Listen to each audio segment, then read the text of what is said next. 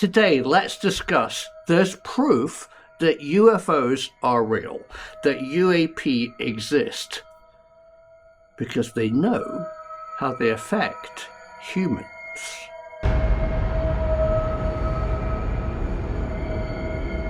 There's one piece of evidence about UFOs and UAP that proves that they're real that everybody ignores. Hey everybody and welcome back.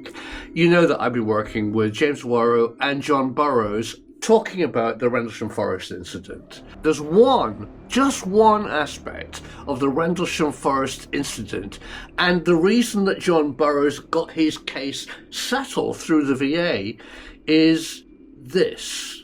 This is the UK M.O.D. Condign Report, done in the late 90s and declassified in the early 2000s. It clearly shows that research was done into UAP exposure to the human body. How and why? It lists non-ionizing EM effects on humans. It shows serious burns and other effects are reported and are similar to those by UAP observers.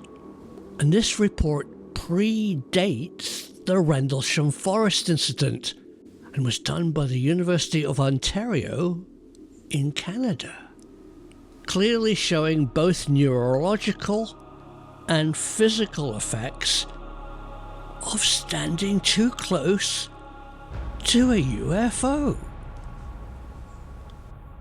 An innocent piece of paper, but bollocks, it's not innocent.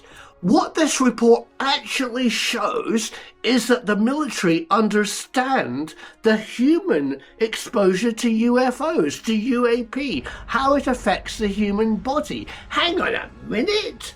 That means that UFOs are real. That means they've got one. That means they know what UAPs are. They know how they work because they know the frequencies that they can produce.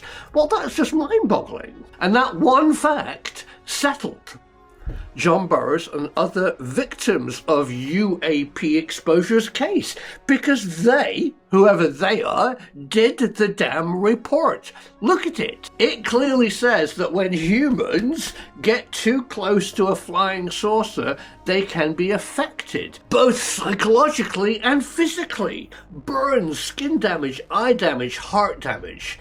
The effects are horrendous. So when John Burroughs explained to me that a table in the Condign Report was used to help settle his case with the VA and the US Air Force and the Department of Defense, I went, well, hang on a minute. Let's talk about the big picture here. How the blazes did the US Air Force and the M.O.D. know about human exposure to UAPs?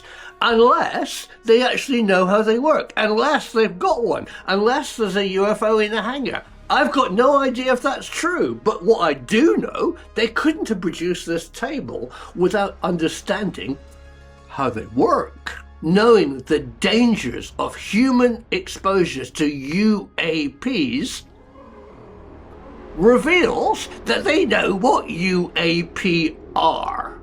And what I'm going to say next is shocking. Does it mean that what actually happened at Rendlesham Forest? Now, Rendlesham Forest isn't a random piece of scrubby woodland in Suffolk in eastern England. No, Rendlesham Forest is a random piece of woodland surrounded by very exotic physics laboratories.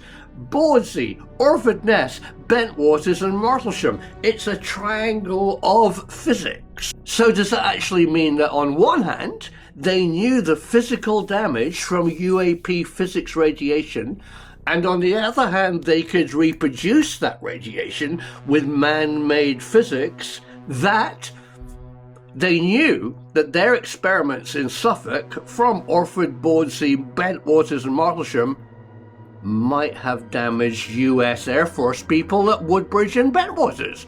I mean, that's absolutely terrible. Were they just using Rendlesham Forest as a remote location that just happened to have a couple of US Air Force bases very close by?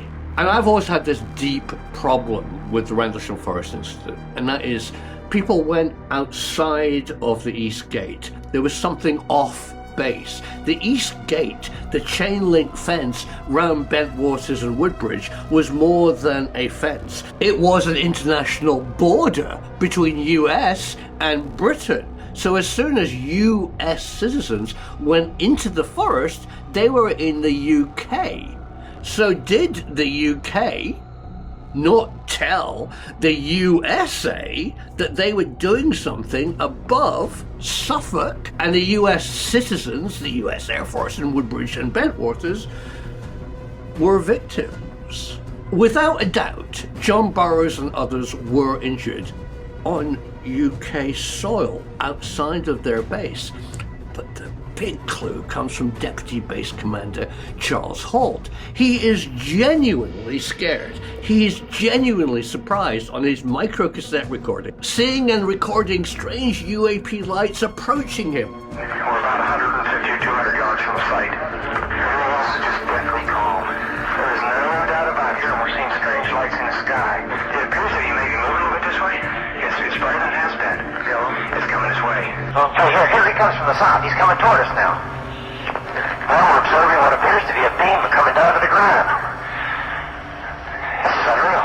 You can hear in Charles Halt's voice that he's 100% surprised by what he's seeing. But hang on, look at the big picture here. The US Air Force, the Department of Defense, and the MOD had a table on UAP effects on the human body predating the Rendlesham Forest incident. So does that mean that when effects were seen over the forest and moving through the trees, either from a man-made source or an unknown source, that they should have known better not to expose the US servicemen to those type of radiation fields? The answer is yes. They should have known better. Why weren't the US Air Force actually told not to go anywhere near them? Because they already knew that that type of effect was dangerous to the human body. So folks, that means that the Department of Defense, the MOD, NATO know all about UAPs long before Rendlesham Forest. They know how they affect humans. Does that mean they've got a UAP? Does that mean they've done an experiment with a UFO? How did they expose human subjects to UFO technology if they didn't know how they worked and if they didn't have one? Do you see what I'm saying? They must have understood what actually would have happened at Rendlesham Forest with the exposure of these types of radiations when they were observed or produced on humans. And the proof of the pudding is that John Burroughs and other US service personnel who were injured in the line of duty by UFOs, their cases were settled because the Department of Defense in the US knew what they were exposed to. How? The truth is out there.